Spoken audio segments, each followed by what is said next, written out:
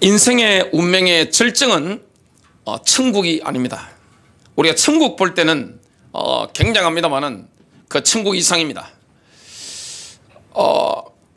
저는 살아오면서 가장 슬펐던 순간 그 날이 있습니다. 제 남동생이 죽었을 때, 그리고 저희 아버지께서 돌아가셨을 때 너무 슬프더라고요. 오늘 거기에 대한 답들이 나옵니다. 이번 주간에 어떤 남자 집사님이 저보고 그 말씀을 하셨습니다. 목사님은 살아오시면서 어떻게 그 모든 세상의 유혹과 이런 것들을 다 이기고 승리할 수가 있었습니까? 거기에 대한 답이 오늘 설교에 나옵니다. 요한일서 2장 17절입니다. 이 세상도 그 정욕도 지나가되 오직 하나님의 뜻을 행하는 자는 영원히 가느니라. 이 세상 다 지나갑니다. 여러분, 이 땅에 보이는 거 다 지나갑니다. 이 자리에서 누가 먼저 하나님 나라 갈지는 그 누구도 모르죠. 이와 씨를 포함해서 다 모릅니다. 저는 그걸 오랜 동안 살아오면서 처절하게 봤습니다. 그리고 우리가 좋아하는 거, 갈망하는 거 다 지나갑니다. 이게 없으면 죽겠다 싶은 이런 모든 것들도 결국 다 지나가는 겁니다. 눈에 보이는 것은 소망이 될 수 없는 겁니다. 오직 하나님의 뜻을 행하는 자는 영원히 가느니라. 여러분, 세상의 종말은 용두삼위로 끝나지 않습니다.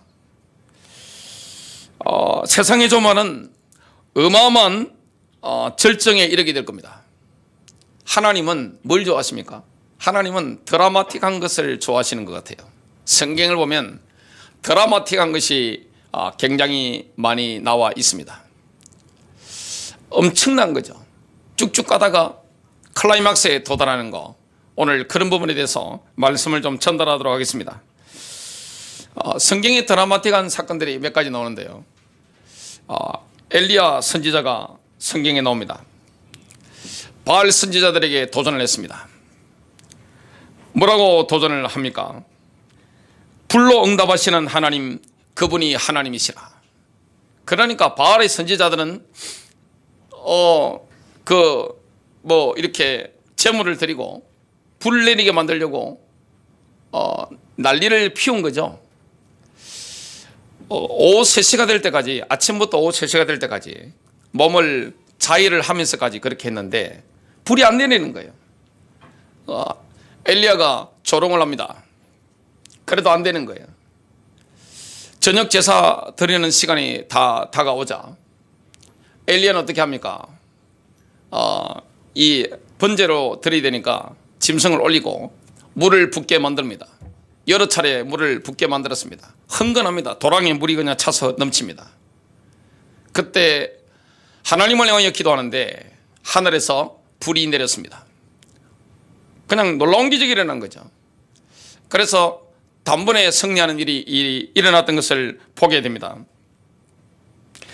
예수님께서는 죽은 지 나흘이나 된 나사로를 살리시는 그 장면이 성경에 나오는데요. 뭐라고 말씀했습니까?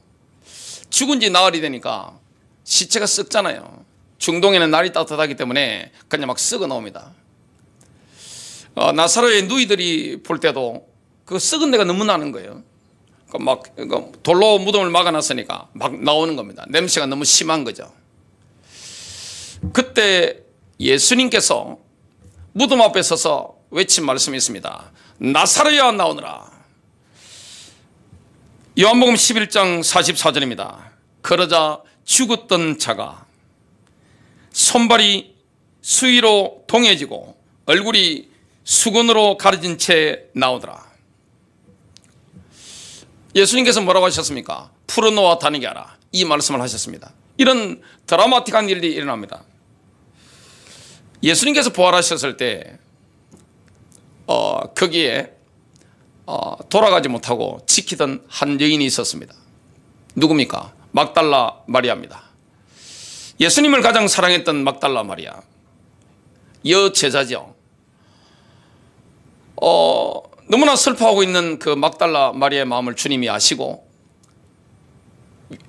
위로하시려고 주님이 가장 먼저 막달라 마리아에게 나타나셨죠. 막달라 마리아는 한 사람이 서 있는 걸 봤습니다. 동산직인 줄 알았습니다. 그래서 시체를 옮겼거든 어딘지 가르쳐달라 이렇게 했습니다. 예수님께서는 너무나 감정이 복받쳐 올라셔서 이렇게 말씀하셨습니다. 마리아야. 딱 들어보니까 뭡니까? 주님의 음성이거든요. 그래서 라보니 하면서 붙잡으려고 했던 것을 보게 됩니다. 이런 것들이 성경에 나옵니다. 성경에는 극적인 내용들이 굉장히 많습니다. 하나님께서는 현 시대를 극적인 결말로 인도하시게 되죠. 지금 시대는 그냥 밋밋하게 흘러가지 않습니다. 극적인 결말이 있습니다. 우리 인생도 마찬가지입니다. 극적인 결말이 있습니다. 어린 양의 혼인잔치를 분명히 하나님께서 허락하실 것인데 그때가 오면 하늘과 땅에 있는 모든 사람들이 함께 할렐루야를 노래하게 됩니다. 어마어마한 일이 일어나게 되는 거죠. 그래서 하나님은 어떤 분입니까?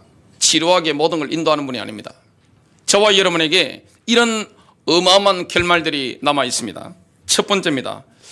우리는 천국 이상의 것을 추구해야 됩니다. 예수를 믿는다는 것은 그냥 이 땅에 살다가 천국 가는 게 아닙니다. 그 이상의 것이 있습니다. 그걸 우리가 추구해야 되는 거죠. 바울이 이걸 추구했습니다. 하나님께서 이 시대를 끝내시고 인간의 구속을 완료하실 때 인간의 영과 혼과 몸은 완전하게 됩니다.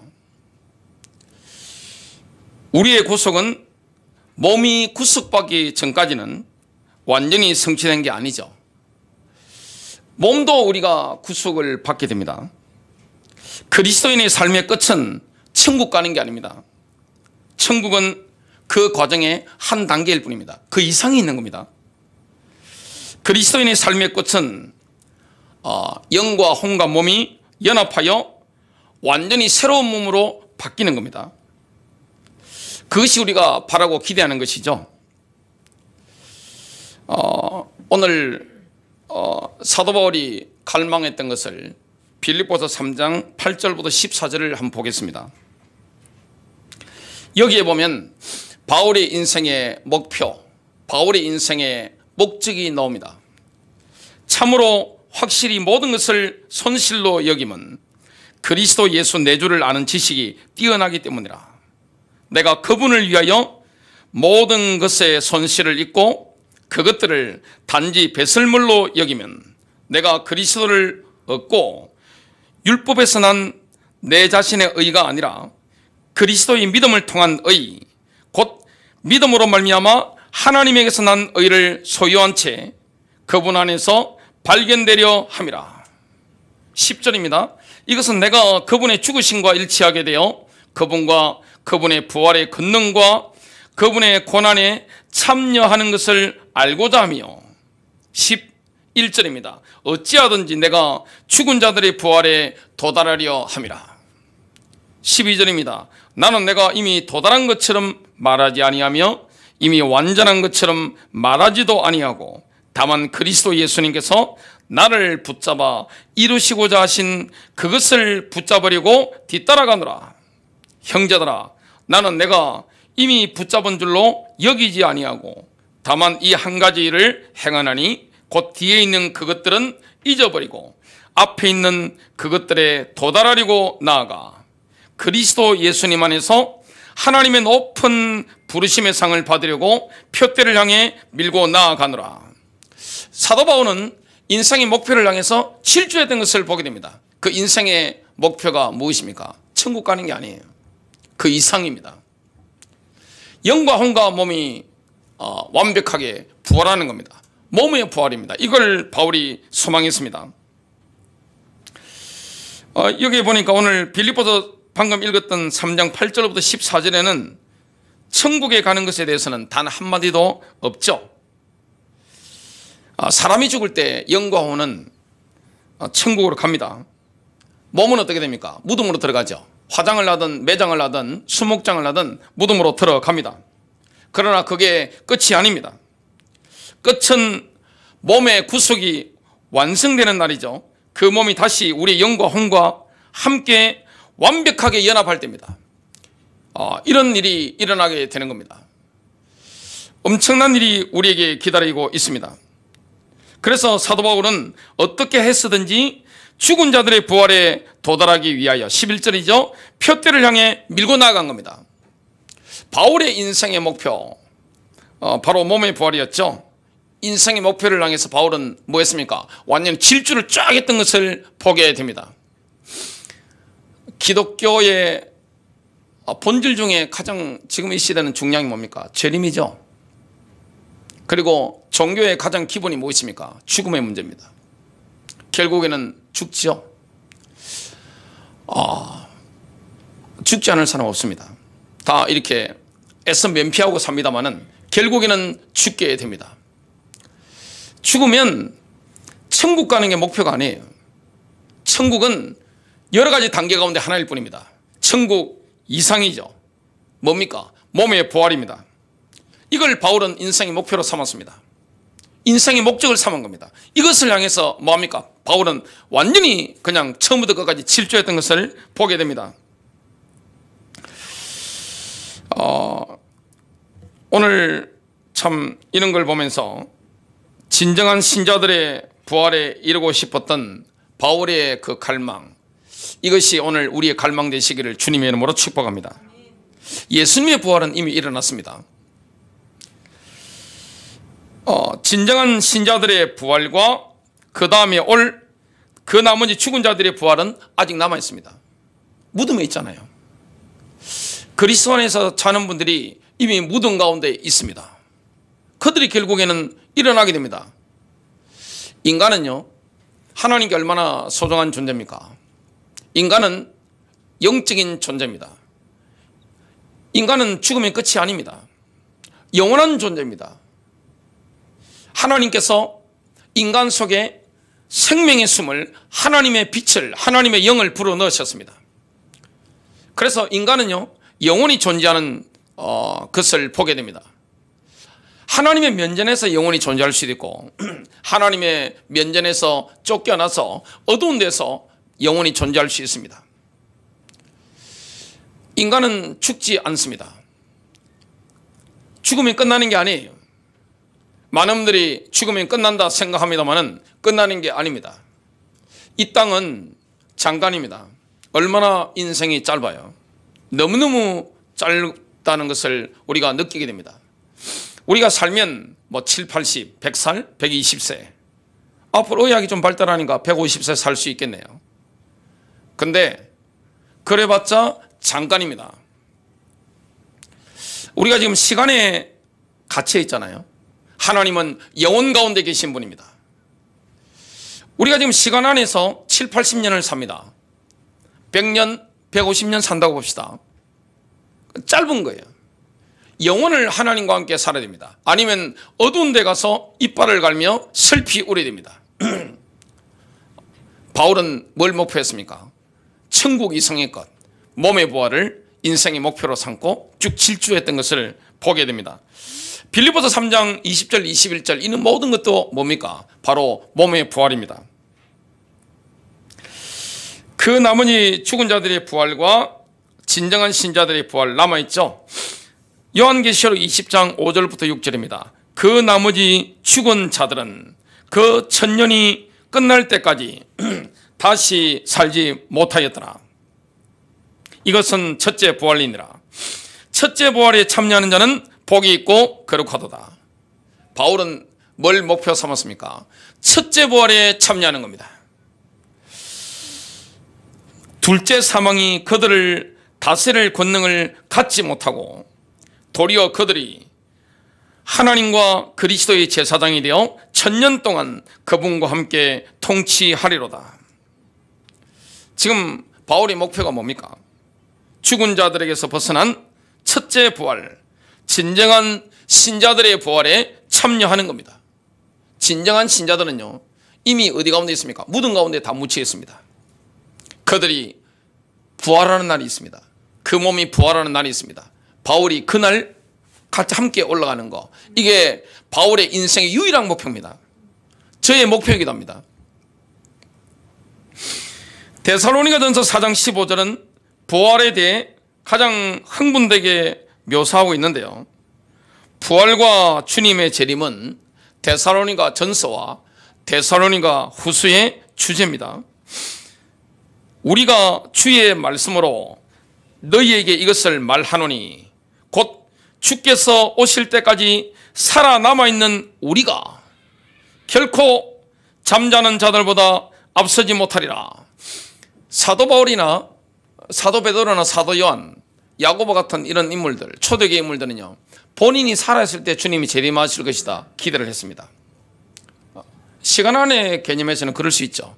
근데 지금 우리가 영혼 가운데 있으니까 하루가 1000년 같고 1000년이 하루 같죠. 그런 기대를 가지고 살았습니다. 그래서 주 안에서 죽은 자들이 무덤 가운데 있잖아요. 옛날에는 다 기독교인들은 매장을 했기 때문에 무덤 가운데 잠자고 있습니다. 그러면 바울은 그들이 부활할 때 본인도 들림받을 걸, 이걸 간절히 바라보고 오직 여기에 인생의 모든 초점을 맞추고 질주를 하게 된 겁니다.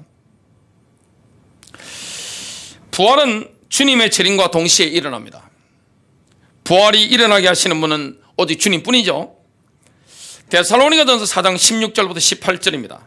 주께서 호령과 천사장의 음성과 하나님의 나팔 소리와 함께 친히 하늘로부터 내려오시리니 그리스도 안에서 죽은 자들이 먼저 일어나는 겁니다.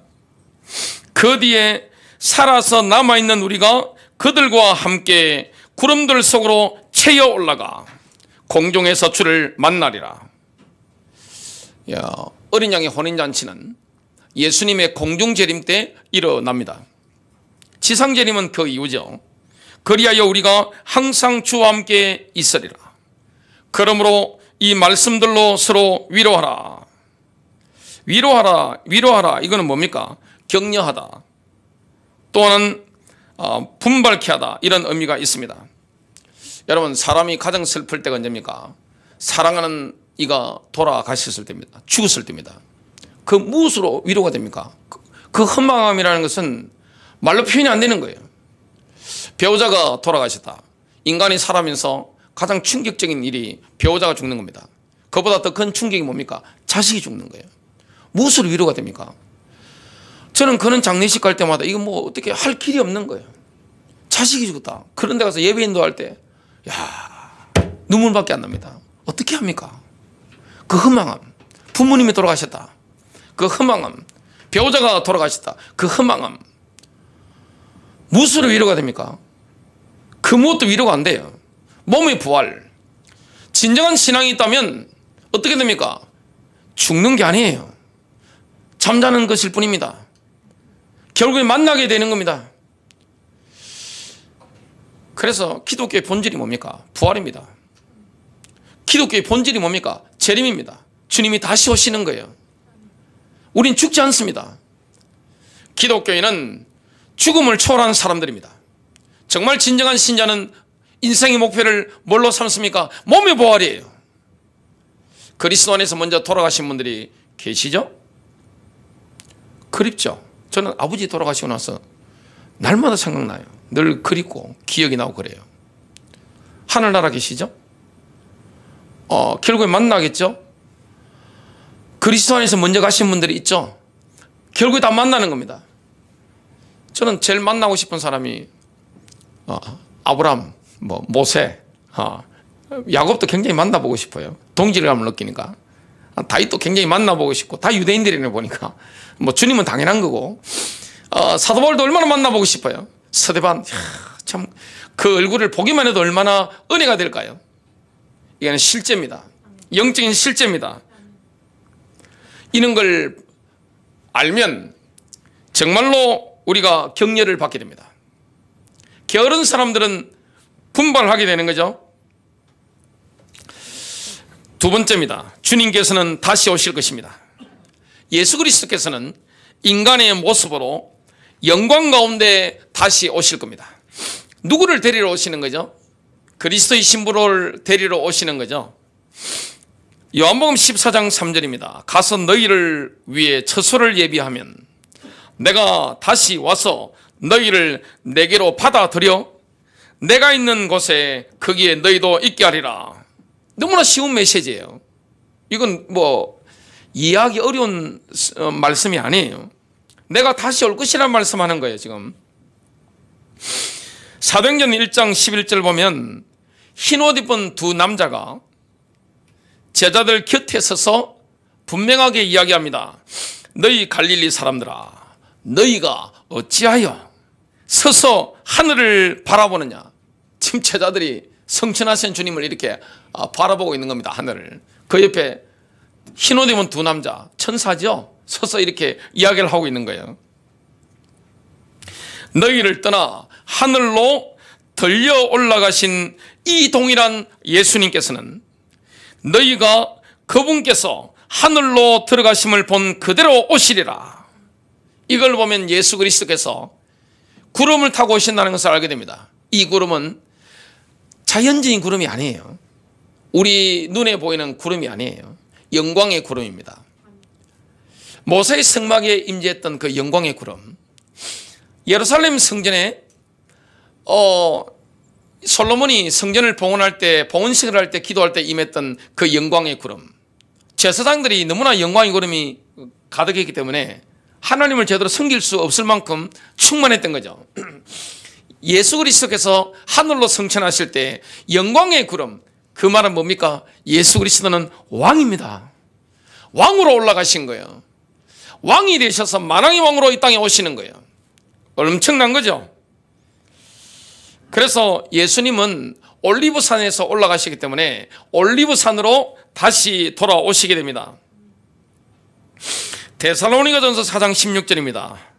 주께서 호령과 천사장의 음성과 하나님의 나팔 소리와 함께 친히 하늘로부터 내려오시리니, 이렇게 내려오시는 거예요. 그리스도 안에서 죽은 자들이 먼저 일어나고, 예수 그리스도의 재림은 세 가지 큰 소리들을 동반하게 됩니다. 주께서 호령을 하십니다. 주님은 이 땅에 계실 때는 굉장히 부드럽게 말씀하셨죠. 근데 항상 부드럽게 하시는 건 아닙니다. 이사야서를 보면 주님께서 화를 내시면서 호령하시는 부분들이 나옵니다. 요한복음 5장 28절과 29절입니다. 이 말에 놀라지 말라. 무덤 속에 있는 모든 자들이 그의 음성을 듣고 나올 때가 오고 있나니, 선을 행한 자들은 생명의 부활로, 악을 행한 자들은 정죄의 부활로 나오리라. 여러분, 죽은 자들을 무덤 바깥으로 불러내실 수 있는 분은 오직 예수 그리스도밖에 없습니다. 주님이 불러내시는 거예요. 무덤 속의 참자들이 주님이 나오라고 하시면 어떻게 됩니까? 다 일어나는 거예요. 그냥 그때 몸의 부활이 일어나게 되는 거예요. 이게 바울의 인생의 목표입니다. 인생의 목적이에요. 첫째 부활에 참여하는 거, 이것이 인생의 목표였기 때문에 사도 바울은 그 인생의 목표를 향해서 쭉 갔던 것을 보게 됩니다. 우리가 가문복음화, 민족복음화, 세계복음을 놓고 기도합니다. 그걸 애씁니다. 그렇게 돼야 주님의 재림이 오시기 때문에 그런 거예요. 목적은 뭡니까? 세계복음화가 아니에요. 뭡니까? 몸의 부활입니다. 우리가 돈을 벌 때 돈 열심히 벌잖아요. 지금도 제 눈앞에 고잔역 보입니다. 지하철 4호선이 보이네요. 중앙대로가 보입니다. 양쪽으로 지금 차들이 왔다 갔다 하는 뭡니까? 열심히 돈 벌려고 하는 거죠. 많은 분들이 낮에 돈을 벌고 저녁에 행복하게 살려고 하는 거잖아요. 우리가 전도도 하고 선교도 하고 다 하는데, 제자 삼는 일을 다 하는데 그게 목적이 아닙니다. 목적이 뭡니까? 주님과 함께 영원토록 사는 겁니다. 행복하게 사는 겁니다. 이게 바울의 인생의 목표였습니다. 예수님이 불러내시면 다 깨어나고 일어납니다. 예수님께서는 회당장 야이로의 어린 딸의 손을 잡으시고 달리다굼 이렇게 말씀하셨습니다. 소녀야 내가 너에게 말하노니 일어나라 하니까 일어났죠. 주님이 말씀하시면 일어나는 거예요. 예수님께서는 나인성 가부의 외아들에 관해 손을 대시며 말씀했습니다. 젊은이여 내가 너에게 말하노니 일어나라. 예수님께서는 죽은 지 이미 나흘이 되어 썩은 냄새가 나는 나사로의 무덤 밖에서 이렇게 말씀했습니다. 나사로야 나오너라. 일어난 거죠. 만일 나사로야 나오너라 그렇게 하실 때 무덤이 많잖아요. 나사로라는 이름을 거명하지 않았다면 모든 사람들이 다 그래 나왔겠죠. 주님은 그런 분입니다. 주님이 다시 오실 때 주님의 음성에 죽은 자들이 다 일어나는 겁니다. 그 일이 일어나게 될 겁니다. 천사장의 선포가 들립니다. 가브리엘이죠. 나팔 소리가 들립니다. 고린도전서 15장 51절입니다. 보라 내가 너희에게 한 가지 신비를 말하노니 우리가 다 잠잘 것이 아니요 오히려 우리가 모두 변화될 것이니. 신자는 죽는 게 아닙니다. 잠잘 뿐입니다. 죽음이라는 게 없는 거예요. 죽는 걸 두려워할 필요 없습니다. 인간에게는 죽음이라는 건 없는 겁니다. 잠깐 자는 거예요. 다 일어납니다. 신자도 일어나고 불신자는 그 이후에 일어나죠. 어디에 가는 이것뿐입니다. 인간은 영적인 존재입니다. 죽지 않아요. 다시 깨어납니다. 신자가 잠자는 것은 영원하지 않습니다. 고린도전서 15장 52절 상반절 마지막 나팔 소리에 눈 깜짝하는 순간에 다 변화되리라. 이 변화될 때는 찬란한 빛이 우리의 눈을 자극합니다. 여러분 하나님의 색깔은 뭡니까? 흰색이죠. 가장 원색이 뭡니까? 흰색입니다. 지금 마스크 흰색 끼신 분들도 계신데 흰색 원색이죠. 얼마나 아름답습니까? 그냥 번쩍이는 아름다운 영광스러운 빛 때문에 그 빛이 우리 눈을 자극하기 때문에 눈꺼풀을 뜬 채로 있는 게 불가능할 겁니다. 너무 빛이 나기 때문에 바로 그 짧은 순간에 우리는 돌아서서 우리 옆에 있는 사람들을 보게 되겠죠. 그럼 그 사람은 완전히 다른 사람이 되어 있는 겁니다. 변화를 받는 거예요. 바로 그 순간에 모든 신자들의 육체적인 몸은 순간적으로 완전하게 변화되는 겁니다. 이 짧은 시간 안에 일어나 버리는 거예요. 고린도전서 15장 52절 하반절입니다.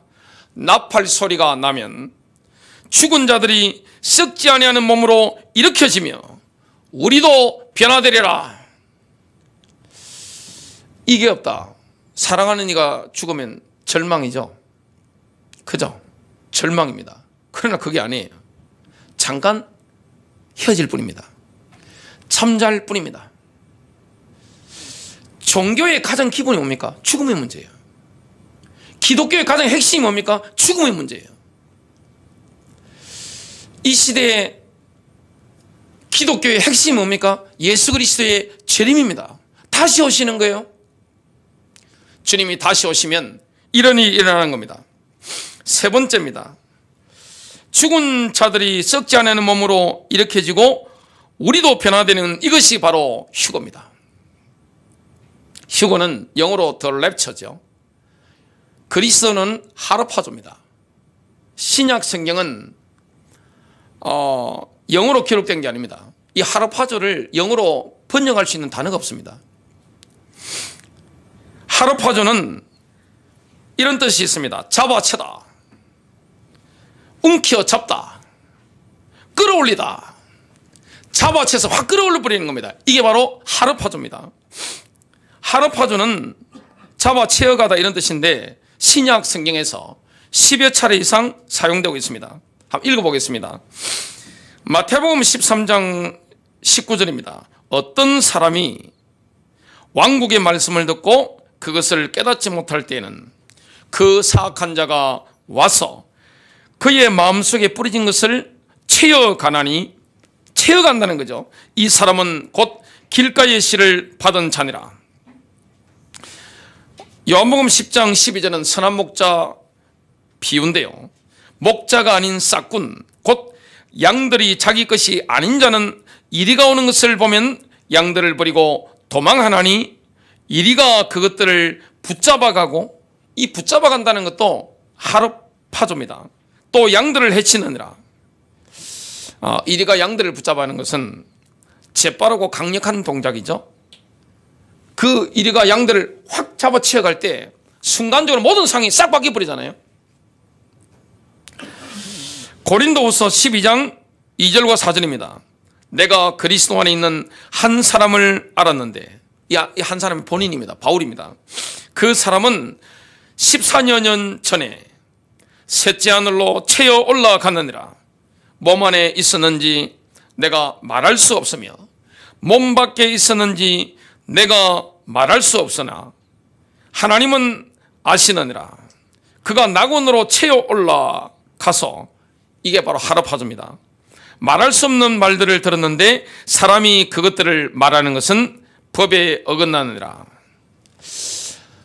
유다라는 인물이 유다서를 적었는데, 신자이었다가 그들 스스로 아주 위험한 영적인 상태에 빠져버린 사람들에 대해서 이렇게 말씀하고 있습니다. 유다서 1장 23절입니다. 또 다른 사람들은 불에서 끄집어내다는 게 이게 하르파조입니다. 두려움을 가지고 구원하되 육체로 더러워진 옷조차도 미워하라. 사도행전 8장 39절에도 이런 표현이 나옵니다. 그들이 물속에서 나와, 누굽니까? 전도자 빌립과 에디오피아 넷입니다. 세례를 받은 거죠. 물속에서 나와 올라올 때에 주의 영께서 빌립을 채워가심으로, 이게 바로 하르파조입니다. 순간적으로 채워가 버린 거예요. 넷이는 그를 더 이상 보지 못하더라. 순간적으로 그때 이 빌립이 뭐 한 겁니까? 공간 이동을 한 거죠. 이 도시에서 저 도시로 그냥 갑자기 순간 이동을 한 겁니다. 이게 바로 하르파조입니다. 결론 맺습니다.